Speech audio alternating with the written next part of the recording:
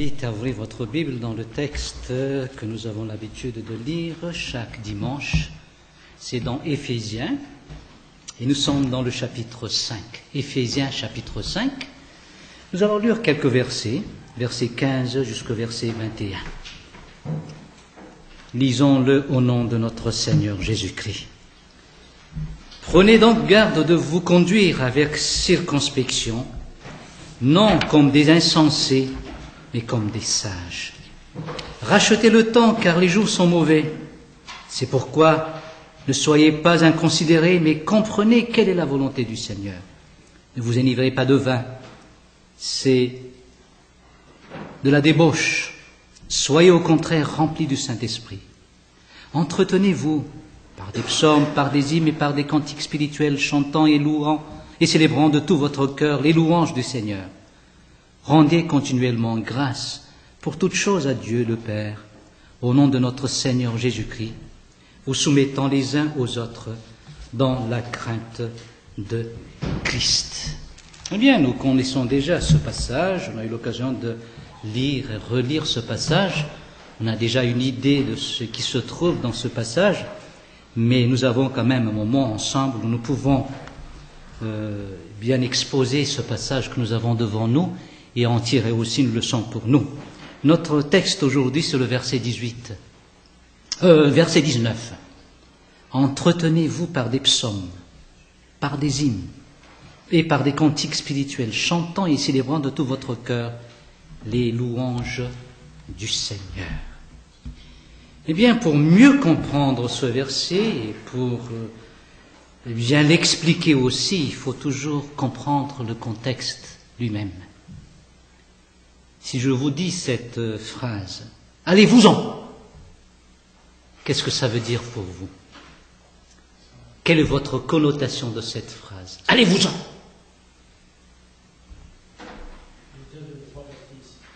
Oui, il ne faut pas rester ici, allez-vous-en. Derrière ma façon de le dire, on voit quelque chose. Quoi?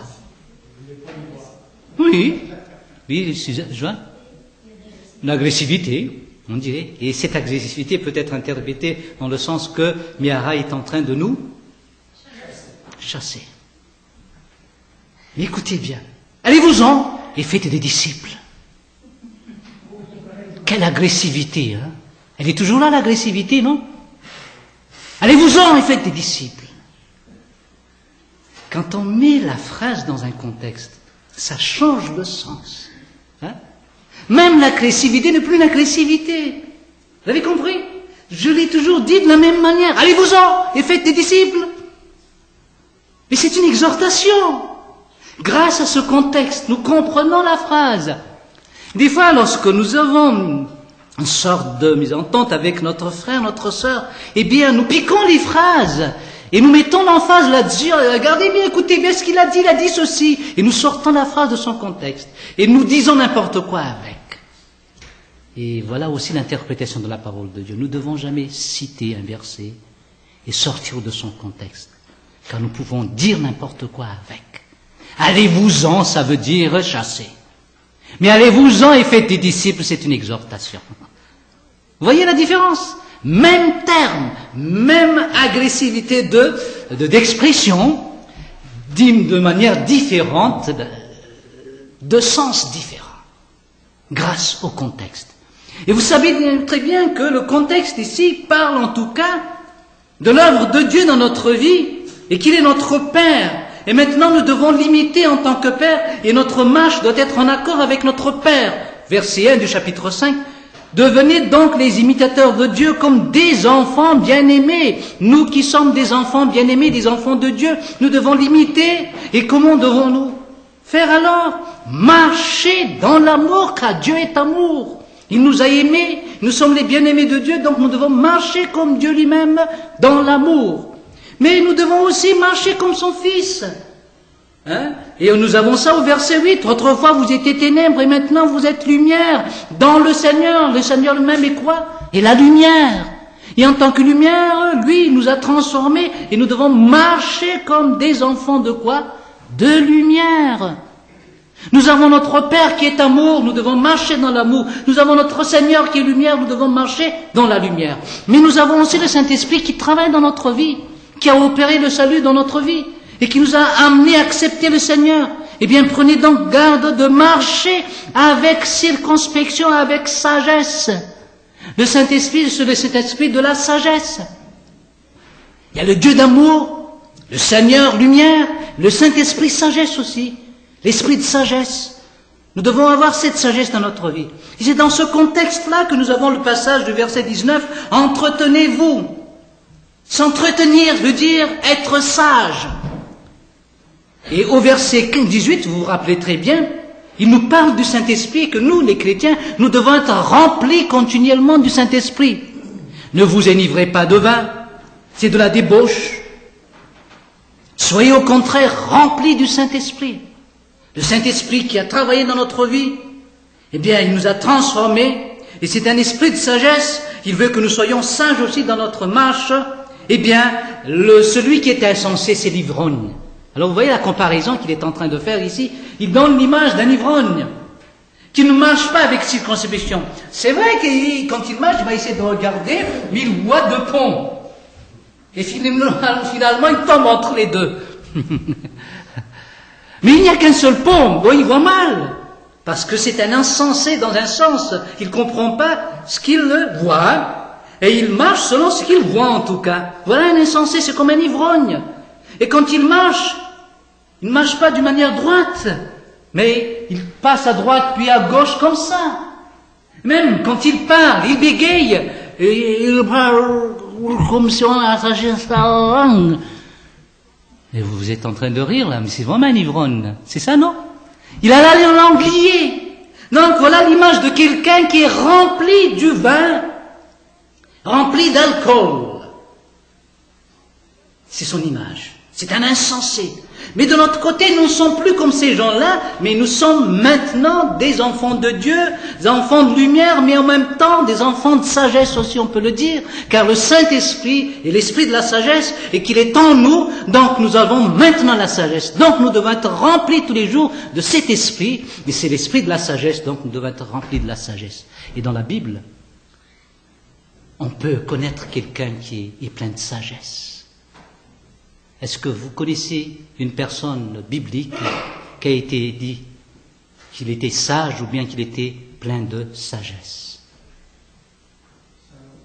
Salomon, c'est ce qu'il a demandé au Seigneur, qu'il lui donne la sagesse. Il était reconnu dans le monde entier comme le roi sage. Il a écrit des livres comme Proverbes et Ecclésiastes, et ces livres, on les appelle les sapentio, terme technique qui veut dire les livres de la sagesse. Les livres de la sagesse. Voilà. Une autre personne, à qui on a dit qu'il était rempli de l'esprit, et rempli de foi, et rempli de sagesse aussi. Étienne. Donc la sagesse, ça se voit. Lorsque le Saint-Esprit travaille en nous, on ne voit pas l'Esprit, mais on voit son œuvre. Nous n'allons pas voir l'œuvre, le Saint-Esprit lui-même agir. Et c'est pour cela que dans les actes, on ne dit pas les actes de l'Esprit. Mais en réalité, c'est le travail du Saint-Esprit que nous voyons dans les actes. Mais on dit les actes des apôtres, parce qu'on voit le fruit de l'Esprit dans leur vie. Et nous, si nous avons l'Esprit de Dieu, on va voir cela dans notre vie. On aura la sagesse. Nous étions insensés, mais maintenant nous sommes sages dans le Seigneur. Nous avons la sagesse parce que l'Esprit est en nous. Et vous vous rappelez très bien l'explication de l'apôtre Paul des païens. Ce sont des quoi? Des gens qui marchent selon la vanité de quoi? De leurs pensées. Ils ont l'intelligence comment? Obscurcie. Ils sont aliénés à la vie de Dieu, quant à la vie de Dieu. Et aliéné, qu'est-ce que ça veut dire dans notre jargon quotidien? Non? Un fou. Voilà ce qu'on appelle un aliéné. Hein? Suzanne pourra très bien nous expliquer cela. Hein? Elle travaille parmi les gens que des fois on traite d'aliénés. Hein? Et il y a une autre connotation d'aliénation aussi, mais c'est un fou, un aliéné. Celui qui ne connaît pas ce qu'il faut connaître. Et nous ne savons pas ce qu'il faut connaître quant à la vie de Dieu. Donc nous sommes fous, nous sommes des insensés. Et dans les proverbes, qu'est-ce qu'on voit comme image utilisée par l'auteur lorsqu'il parle des païens? Les fous, les insensés. C'est l'image biblique concernant les gens qui ne sont pas sauvés. Ils sont insensés. Et nous étions tous insensés alors. Mais lorsque le Seigneur est venu dans notre vie, il nous a donné aussi l'esprit de la sagesse. Alors l'insensé est parti, mais la sagesse est venue. Nous sommes maintenant des gens qui ont l'esprit de Dieu, qui ont aussi la sagesse, et nous pouvons être affirmatifs là-dessus. Nous devons ne pas hésiter là-dessus. Nous avons maintenant l'intelligence transformée et nous avons maintenant la sagesse. Mais il y a un impératif ici. Nous devons être remplis du Saint-Esprit. Nous devons être remplis de cette sagesse. Et nous allons voir maintenant les actions de celui qui est rempli du Saint-Esprit. Et nous allons tirer une leçon ou des leçons à partir de ces actions. C'est au verset 19 et suivant que nous allons voir l'effet de cette plénitude du Saint-Esprit. Soyez remplis du Saint-Esprit. C'est ça qu'il nous dit. Ne vous enivrez pas de vin, c'est de la débauche. Soyez au contraire remplis de l'Esprit. Et après, lorsqu'on est rempli du Saint-Esprit, qu'est-ce qu'il nous dit? Entretenez-vous par des psaumes, par des hymnes et par des cantiques spirituels, chantant et célébrant de tout votre cœur les louanges du Seigneur. Rendez continuellement grâce pour toutes choses à Dieu le Père au nom de notre Seigneur Jésus-Christ. Comment reconnaît-on un homme sensé, un homme sage? Est-ce que vous le savez? Est-ce que ça se voit sur son front? Il y a un passage dans la Bible que le signe de la sagesse, c'est le cheveu blanc. Voilà, c'est là qu'on connaîtra notre sagesse, par notre bouche. Dis-moi comment tu parles, et je te dirai qui tu es. C'est dans notre jargon, dans notre expression, dans notre conversation qu'on pourra connaître si nous sommes sages ou non. Et ça, c'est vrai. Et c'est ce que nous voyons aussi lorsque le Saint-Esprit touche notre vie, qu'il nous remplit, il va toucher notre langue, notre conversation. Vous savez, Dieu nous a créés communicatifs. Ça fait déjà 3 ou 4 fois que j'ai répété cela. Dieu nous a créés relationnels, comme on dit aussi. C'est-à-dire qu'il nous a créés 2, mais pas une. 2 personnes, homme et femme. Et l'homme a son vis-à-vis. Il a dit, Dieu, allons créer l'homme à notre image. Et sur le coup, et c'est seulement dans ce passage qu'il dit, allons créons l'homme. Il n'a pas dit, je vais créer l'homme. Il le met au pluriel. Qu'est-ce qu'on voit là-dedans? La pluralité chez Dieu. Allons créer l'homme à notre image. Et Dieu créa l'homme à son image. Quelle est l'image de Dieu là-dedans? Cette conversation. Vous voyez? Allons créer l'homme à notre image. Il y a un vis-à-vis de Dieu. Et chez nous aussi, il y a un vis-à-vis. Donc quelqu'un qui est plein de sagesse, c'est quelqu'un qui sait se communiquer. Voilà. Qui parle. J'ai écouté un peu Juste pour rire hier avec Jonathan. C'était juste pour rire, oui. Et puis il y avait un homme qui était ivre, puis il racontait que sa femme l'a quitté. Puis la femme lui a dit, mais parle, mais tu dis rien là. Puis en réalité il disait rien, puis la femme s'était fâchée. Et puis il a dit après que lorsque j'ai ouvert la bouche, c'est la raison pour laquelle elle est partie. Donc on ferme la bouche ou qu'on ouvre la bouche, c'est toujours un problème. Mais c'est vrai que lorsque quelqu'un ne dit rien, ça nous fait mal.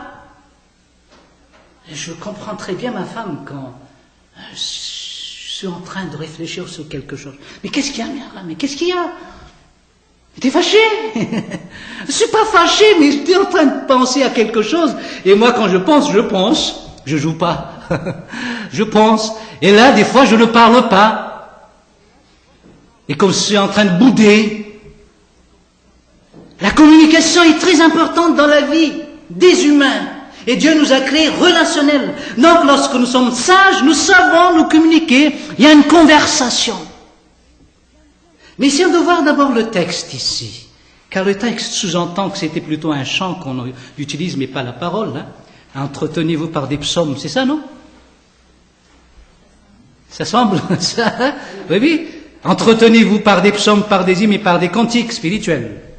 Mais le texte grec dit ceci.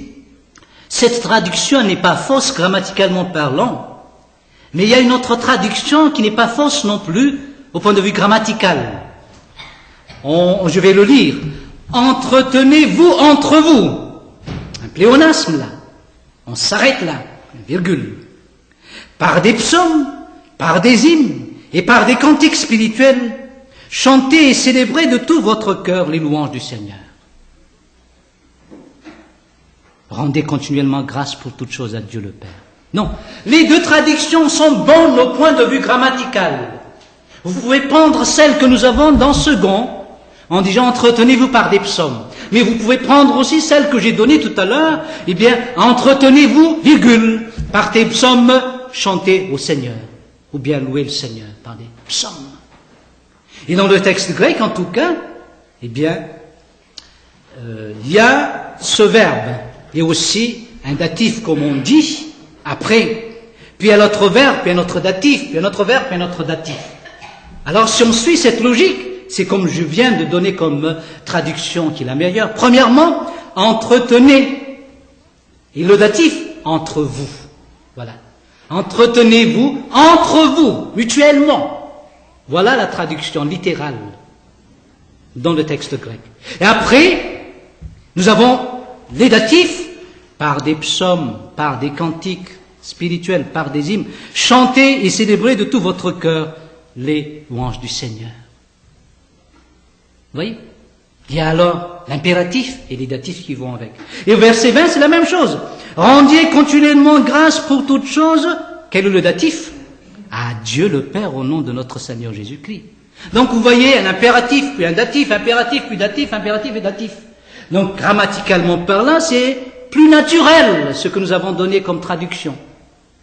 Mais, logiquement parlant, et dans notre vie naturelle, qu'est-ce qui est plus naturel? S'entretenir par des chants, ou bien s'entretenir entre nous simplement, et chanter des chants pour le Seigneur. Qu'est-ce qui est plus naturel? On s'entretient avec des chants? S'entretenir simplement entre nous. Mais lorsqu'on parle de chants, eh bien, chanter des chants. Donc, la logique naturelle, en tout cas, c'est que lorsqu'on parle ici, par exemple, par des psaumes, et dans le texte grec, psalmodier, lorsqu'il dit célébrer les louanges, ça veut dire psalmodier, le même terme. Par des psaumes, on psalmodie, vous voyez? Et le pléonasme dans la langue hébraïque et grecque, en tout cas, est chose courante. C'est dans le français qu'on n'aime pas ça. On ne veut jamais dire monter en haut. Vous n'avez jamais de monter en bas, hein? C'est toujours en haut, donc pourquoi répéter cela? Mais dans le grec et dans l'hébreu, on répète comme cela, psalmodié par des psaumes.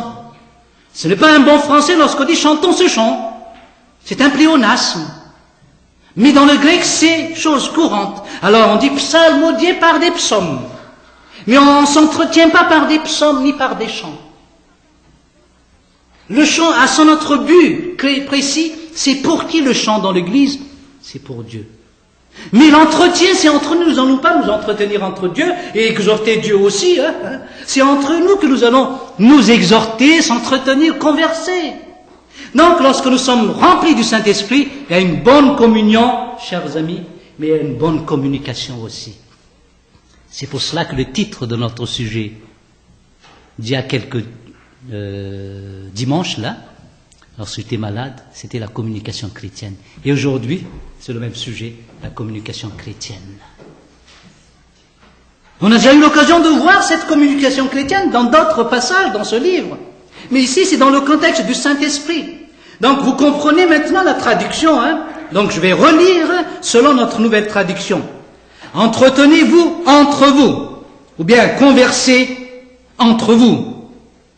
Par des psaumes, par des hymnes et par des cantiques spirituels, chantez et psalmodiez de tout votre cœur au Seigneur, ou bien chantez des louanges au Seigneur. Rendez continuellement grâce pour toutes choses à Dieu, le Père, au nom de notre Seigneur Jésus-Christ. Et c'est la même traduction dans Colossiens aussi, cette manière qu'on traduit. Donc, les chants ne sont pas utilisés pour exhorter les autres, c'est pour louer le Seigneur. Mais nous devons utiliser nos expressions, notre langage, pour s'entretenir entre nous. Lorsque vous avez envie d'exhorter, exhorter la personne, va la voir. Il y a certaines personnes qui le font dans la prière. C'est une prière d'exhortation, mais c'est déplacé. La prière, elle est à qui? Adressée à qui? À Dieu. Mais l'exhortation doit être adressée à notre frère. Alors, allez le voir et exhortez-le. C'est ce qu'on appelle converser. Ne jamais fermer la bouche. Même au point de vue santé, c'est pas bon, hein? Mais surtout dans la communication. Donc il y a une bonne communication, et c'est là le signe de la sagesse. Lorsque j'arrive à bien communiquer, à me communiquer avec ma femme, ça prouve que j'ai une sagesse, et ma femme a une sagesse, lorsqu'on se communique bien. Mais lorsqu'on n'arrive pas à se communiquer, et qu'on a peur de l'autre, l'autre a peur de soi, eh bien il y a quelque chose qui cloche derrière. Il n'y a pas de sagesse derrière. Donc, voilà notre exhortation. Conversez entre vous, communiquez-vous, conversez-vous avec les autres, conversez entre vous, vous excusez ce pléonasme, hein, mais c'est le texte grec en tout cas. Ayez une bonne communication entre vous. Vous savez, après la chute, vous le savez très bien, cette communication a été détruite. Pas complètement, elle est toujours là. Elle a été souillée, comme disent certains prédicateurs. Je dis, elle a été détruite dans un sens. Toute relation après la chute était imprégnée de quoi? De méfiance. Qui a donné le nom à Ève? C'est Adam. Ish, et voici Isha. C'est l'homme, la femme. On lui a donné le nom Ève. Il y a une bonne communication, voilà une conversation. Je t'appelle Isha. Isha. Il y avait une bonne communion entre eux deux. Je tiens à dire que l'amour était parfait, sans tache. Mais juste après la chute, la méfiance commence à prendre place. Comment pouvons-nous dire cela? Eh bien, le premier réflexe d'Adam et d'Ève, c'est de quoi faire? Leur premier métier. Ils étaient devenus tailleurs. Ils étaient en train de coudre des feuilles d'olive ou bien de figue. De figue, je crois, oui. En train de coudre. Pourquoi coudre cela? Mais il n'y a qu'Ève et Adam sur la terre. Il n'y avait que deux. Il y a une méfiance. Tu as ta vie privée, moi j'ai ma vie privée. Ne touche pas à ma vie privée. Ça c'est à moi. Alors je vais la cacher. On aime bien notre vie privée.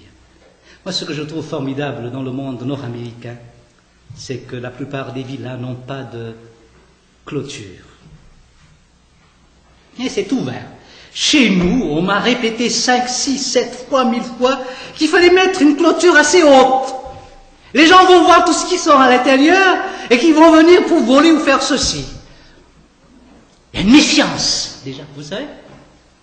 Je ne dis pas qu'elle est mauvaise dans notre pays de faire cela, ni dans votre pays non plus. Mais pour vous dire que depuis la chute, il y a une méfiance. On se méfie de sa femme. Mais c'est chose étonnante. Mais c'est ce qu'on trouve maintenant. Avant le mariage, qu'est-ce qu'on fait? On signe un papier. Et qu'est-ce qui est écrit sur ce papier?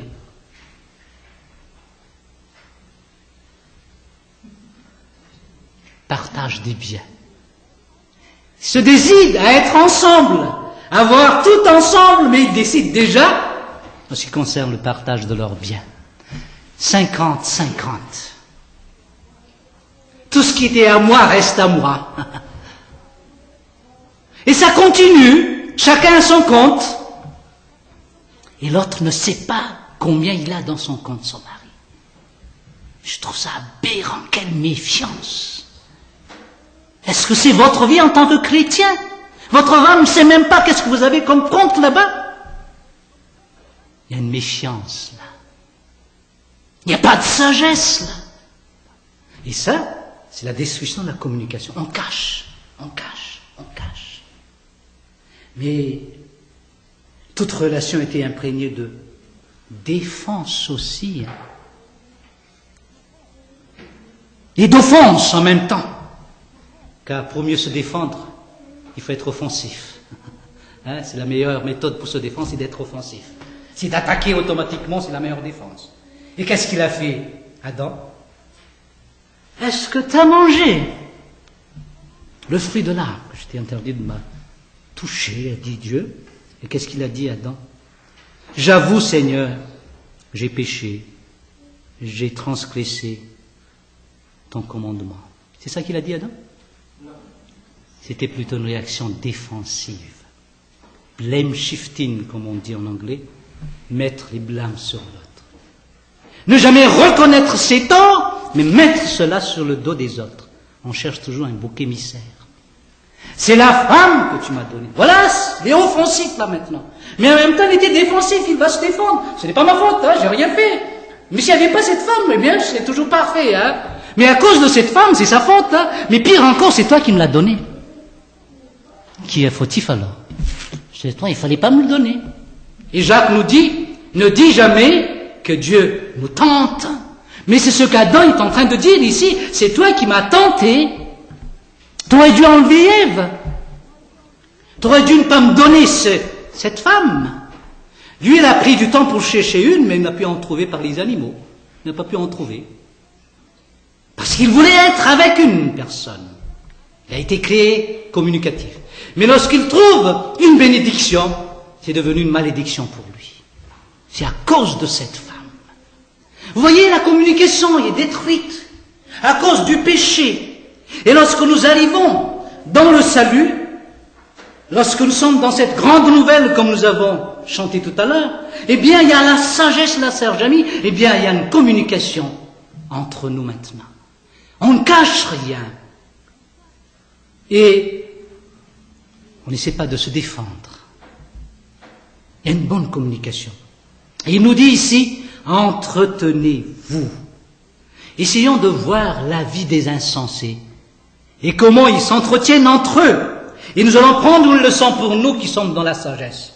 Ouvrez votre Bible dans Romains chapitre 1er, on va voir Proverbes chapitre 14 plutôt, verset 8.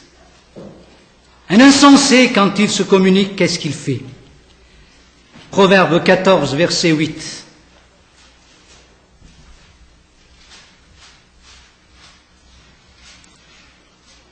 La sagesse de l'homme prudent, c'est l'intelligence de sa voix. Mais la folie des insensés, c'est quoi? La tromperie ou bien le mensonge. Voilà. Et vous savez, lorsqu'on veut cacher quelque chose, des fois, nous sommes obligés de mentir. Hein? Et chez les jésuites, il paraît qu'ils ont un truc pour ne pas mentir, tout en mentant. C'est ce qu'on appelle les casuistiques, hein, chez les jésuites. Disons, s'il y a une personne qui fuit les policiers, qui arrive chez lui, et lui, il veut le protéger. Puis la police arrive, en disant, est-ce que vous avez vu cette personne? Est-ce qu'elle est entrée chez vous? Eh bien, lui, il va dire, il va mettre son doigt dans sa poche comme ça. Non, il n'est pas là. Et là, il a la conscience tranquille. Parce qu'il veut lui dire, il n'est pas là dans ma poche. Moi, j'ai mis mon doigt là-dedans, il n'est pas là, c'est ça que je voulais dire. J'ai pas dit, il n'est pas là dans ma maison. C'est un mensonge pur, ça. Mais les hommes sont intelligents et très rationnels pour dire, non, il n'est pas là, il n'est pas là. C'est un prêtre qui dit ça. Et ça se voit chez les jésuites. Et ils sont très doués dans ce domaine.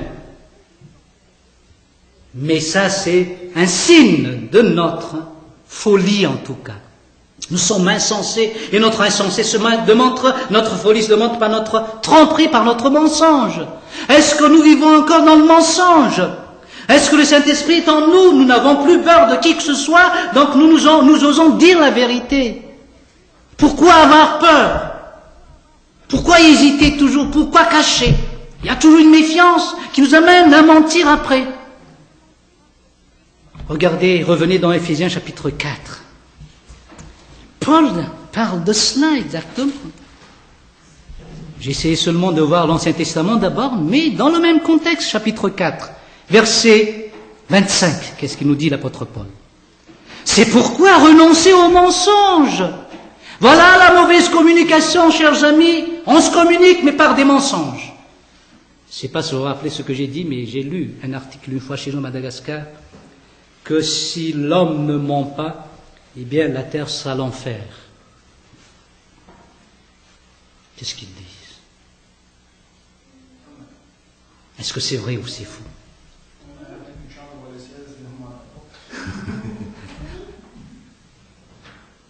S'il n'y aura pas de mensonge, c'est l'enfer.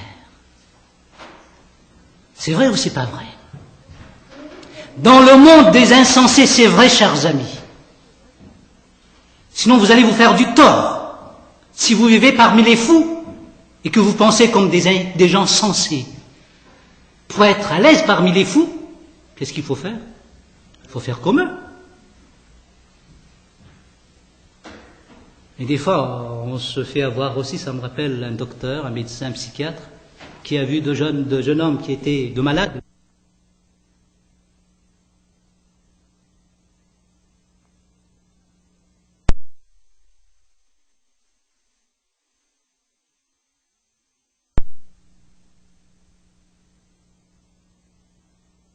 Ce n'est pas une piscine, il n'y a pas d'eau là. Il s'est fait avoir, le médecin, il voulait vivre la vie des fous. En disant, ça mort? Est-ce que vous avez pu avoir des poissons? Pour être à l'aise parmi les fous, des fois on fait ça, mais des fois on se fait avoir aussi en disant, mais vous êtes en train de mentir. Hein, comme le cas de celui qui s'était mis à fuir là, Jonas. Mais qu'est-ce que tu fais ici? On se fait avoir. Mais c'est le monde d'aujourd'hui, le monde des gens qui sont insensés. Alors, des fois, nous essayons de prendre ces sagesse pour mieux vivre avec, il faut vivre comme eux. Et nous imitons les fous aussi. Non, chers amis, nous avons maintenant la sagesse, je ne vais jamais vivre comme les fous. Comme les insensés.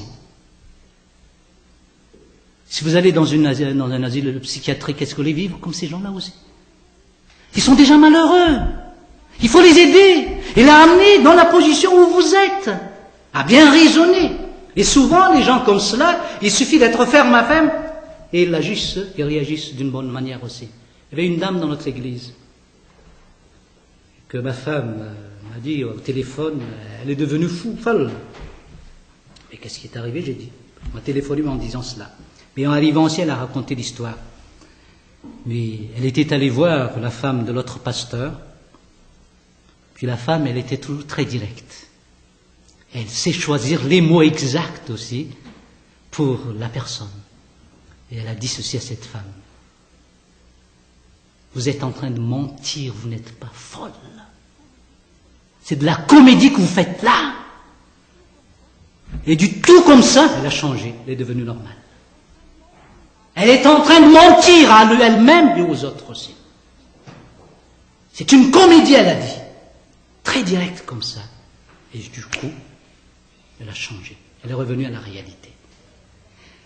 Mais si la femme n'était pas sagesse, ah bon, tu crois que la voiture c'est un bateau? Oh oui, c'est vrai, c'est un bateau. C'est vivre comme un fou. Il faut l'amener à la réalité. Et nous sommes maintenant dans la réalité des choses, dans les choses qui sont selon Dieu. Nous ne sommes plus insensés. Donc lorsque nous nous communiquons, nous ne mentons plus. Nous disons la vérité. C'est vrai que des fois la vérité blesse, mais je préfère blesser que tuer, car le mensonge tue. Ça tue, chers amis. Blesser pour guérir, c'est nécessaire. On a blessé Jonathan pour pouvoir le guérir. Et c'est une grosse blessure qu'il a. Et ça a des conséquences, mais c'est pour le guérir. Et la vérité, c'est cela. C'est comme une lame. Elle est, comment dirais-je, fine, mais elle est tranchante. Des fois, ça coupe, mais c'est pour notre bien. C'est pour notre sanctification. Entre couples d'abord, entretenez-vous entre vous et disez toujours la vérité. Ne cachez rien. Glasnost. L'allemand.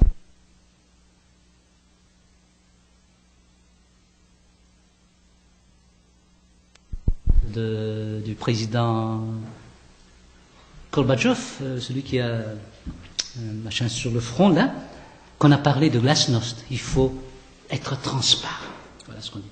Moi je dis plutôt il faut dire la vérité. Donc lorsque nous sommes sages, nous osons dire la vérité. Voilà un homme sage. Lorsque nous sommes remplis du Saint-Esprit, nous allons dire la vérité, non pas mentir. Deuxième chose, en ce qui concerne les insensés, Proverbes chapitre 10, et nous allons revenir dans Éphésiens après, Proverbes chapitre 10, verset 18. Un insensé ne ment pas simplement. 10, 8. Celui qui est sage de cœur reçoit les préceptes, mais celui qui est insensé des lèvres court à sa perte. Celui qui est insensé de lèvres court à sa perte. Qu'est-ce que ça veut dire, insensé de lèvres? Vous avez une autre traduction? Dites-la s'il vous plaît, si vous l'avez. Verset 8, c'est la même chose?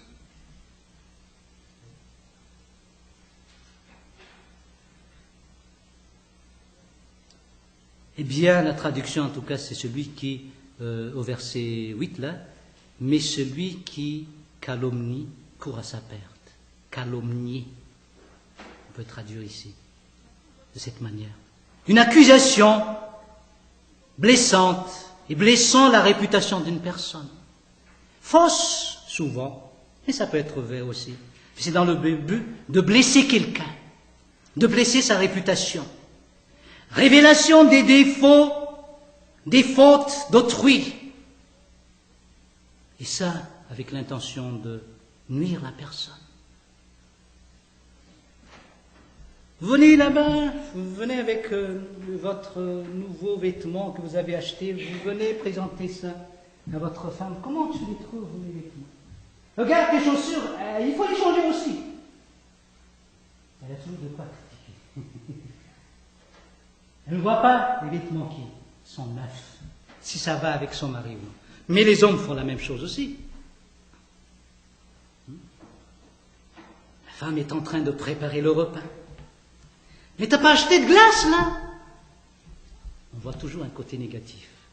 Et des fois, on fait cela pour détruire la personne, pour nuire cette personne. Dès qu'il fait quelque chose de bien, on va mettre quelque chose de critique là-dessus. Détruire cette personne, nuire la personne. C'est révéler les défauts, les fautes d'autrui, avec l'intention de nuire cette personne, c'est calomnier. Voilà ce qu'on appelle la communication des gens qui sont insensés. Donc, lorsque j'ouvre ma bouche, c'est pour quoi faire? Attaquer toujours, critiquer, pour détruire la personne. Et vous savez, je préfère souvent recevoir un coup sur mes joues que de recevoir des paroles méchantes, blessantes et aussi sarcastiques, d'une manière sarcastique. Ah, tu prêches bien, hein? Avec cet air-là, mais qu'est-ce que ça veut dire? C'est pas prêcher, c'est ça que ça veut dire.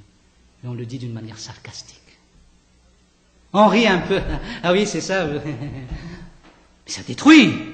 Ça me rappelle un pasteur qui semblait être toujours très doux. Il a critiqué un pasteur une fois, dans sa prédication. Je sais quel pasteur il a critiqué. Et les deux sont mes amis. Et quand il prêchait, nous sommes comme des lions. Lions. Puis répétez exactement les paroles de cette personne, comme un lion qui rugissait. Une fois, on avait une réunion ensemble, on avait critiqué des choses comme cela en disant, des fois, il ne faut pas quand même être méchant avec les autres. Et j'ai eu l'occasion de lui dire directement, c'est vrai, c'est pas bon ce que font les autres, mais nous faisons aussi d'une manière sarcastique des fois, j'ai dit, très blessante et plus blessante que les choses directes même des fois, avec notre façon de le dire, qui détruit la personne, qui fait baisser la personne. Vous dites la chose, puis il descend, vous dites encore, puis il descend, puis on ne le voit plus à la fin. Parce que vous êtes en train d'écraser toujours avec votre façon de dire les choses. Est-ce que c'est la sagesse, ça? Détruire les gens? On a toujours cette facilité de dire quelque chose pour détruire notre personne. Mais pire, on va raconter ça à d'autres personnes, c'est calomnier, c'est médire. Et c'est souvent un grand facteur des problèmes dans l'Église, les médisances et les calomnies. Lorsque nous avons l'esprit, nous changeons nos expressions, nos façons de parler. J'ai un ami qui est très sarcastique. J'ai eu l'occasion de lui en parler en tout cas. Mais il n'était pas conscient de tout cela. Comme si c'était normal. Et des fois, on a besoin des amis comme ça pour nous dire la vérité, que c'est blessant quand même. C'est pas bon ce que tu fais là. C'est ce qu'on appelle calomnier quelqu'un. C'est révéler ses problèmes, ses défauts pour toujours nuire. Et nous, les pasteurs, souvent nous recevons ces calomnies, plus que les autres. Et ça fait déjà quand même 30 ans que je suis dans le ministère. Je suis vieux, hein? Je suis 40 ans dans le Seigneur. Je suis 50 ans sur la terre. Vous connaissez mon âge. Et j'ai vu qu'un des grands facteurs des problèmes d'une Église, c'est la calomnie, les médisances. Et les pasteurs sont toujours et souvent les premiers ciblés. Des critiques par-ci, des attaques par-là. Il donne la parole de Dieu, il est un prophète, et on le détruit. Je vous ai raconté l'histoire d'un homme dans une église où j'ai travaillé. Puis il m'a dit, Miara, j'aimerais bien que tu viennes chez moi. J'ai quelque chose à te dire. Puis arrivé là-bas, au moment où nous mangeons, il a dit, mais tu sais, notre pasteur là, donc mon collègue, il a dit, quand même, il n'est pas sage, des fois, il fait des bêtises, des fois, tu sais pas. Quand il prêche, il sait pas que des fois, quoi il prêche là à la radio, et tout le monde entend ça. Il faut créer une sorte de comité ici pour critiquer ses sermons. C'est ce qu'il a dit. Et c'est pas la première fois qu'il l'a dit, il l'a dit maintes fois dans sa maison. Et les enfants entendaient toujours cela. Et plus tard, il était venu me voir, Miara, j'ai des problèmes avec mes enfants. Il était voir ce pasteur qui critiquait pour parler des problèmes de ses enfants. Et dans ma tête, j'ai dit, c'est vous qui avez inculqué ça dans la tête de vos enfants. Je ne l'ai pas dit directement. Parce qu'il a dit que le pasteur est comme ceci, le pasteur est comme cela, comme j'ai eu l'occasion de vous le dire. Ils étaient en train de rôtir le pasteur, mais pas le poulet, à midi le dimanche. À midi, souvent, c'est le rôti de poulet qu'on a, non? Mais là, c'est le pasteur qui est mis devant tout le monde à table. On ne parle que de lui, il est rôti. Il est comme ceci, il est comme cela, il est comme ceci, il est comme cela. Calomniez ce pasteur qui vous a apporté la parole de Dieu. Et qui ne fait que vous donner la parole de Dieu, c'est tout. Vous êtes en train de calomnier. Ah, il est comme ceci, puis on raconte à l'autre. Puis on invite les autres à être dans le même camp que soi. À calomnier encore cet homme de Dieu. Ce qui est arrivé à votre pasteur ici, ça je le sais, M. Bernier. Mais nous, le Seigneur, il l'a gardé jusqu'à maintenant. Et je loue le Seigneur, il a une femme qui est sage. Sinon, sa femme serait allée lui dire, allons faire la valise.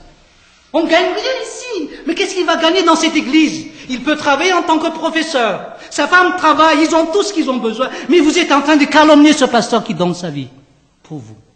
Vous ne pensez pas à cela. Et c'est malheureux, chers amis. Il se donne totalement. Il a accepté de ne pas recevoir de l'argent pour travailler pour l'Église, mais il y a encore des critiques derrière, des attaques par-ci, par-là. C'est malheureux, chers amis. Et ça fait pleurer. C'est ça, quelqu'un qui a l'esprit? Je ne crois pas, chers amis. Ce n'est pas l'œuvre du Saint-Esprit. Ce n'est pas l'œuvre du Saint-Esprit. C'est l'œuvre du diable, comme il est dit dans Jacques. C'est la sagesse de ce monde. Oh, quand tu sais, Miara, il est comme ceci, hein, tu ne le connais pas, il a beau être comme cela, mais ce n'est pas une raison d'être insolent avec. Car vous êtes en train de pécher en faisant tout cela. Aucune raison. Mais vous détruisez cette personne, et vous tuez cette personne. Et qu'est-ce que Dieu a dit aux Israélites? Même il a répété aux Juifs au temps de Jésus-Christ. Qu'est-ce que vous avez fait? Vous avez tué les prophètes. Par les paroles, par beaucoup de choses. Voilà ce qu'on appelle la calomnie. Et c'est des fois le problème dans une église. Par de cela aussi, au lieu d'aider le pasteur pour que les gens restent, vous essayez de critiquer les pasteurs pour que les autres partent. Et là, vous dites, vous voyez, ils sont partis. Hein, voilà son œuvre, regarde. C'est vous qui l'avez fait, mais pas le pasteur. Je ne vous connais pas, j'ai jamais entendu parler de ce qui s'est passé ici. Je suis un peu direct comme cela, parce que je ne sais rien sur votre vie. Alors j'ose le dire comme cela. Mais je savais que c'était votre action, mais moi j'ai un peu peur de le dire comme cela. Hein? C'est sûr que je vais avoir peur de dire cela comme à ma manière maintenant. Mais si je le dis de cette manière, c'est parce que c'est un problème général qui peut arriver dans une église. Et que ce soit une leçon pour nous. Que nous devons nous entretenir, c'est vrai. Et que nous soyons remplis du Saint-Esprit. Et que, au lieu de calomnier, nous essayons d'exhorter, d'édifier les autres. Tournez dans Éphésiens chapitre 4, au verset 31. Voilà un homme rempli du Saint-Esprit, une femme remplie du Saint-Esprit. Éphésiens chapitre 4, verset 31.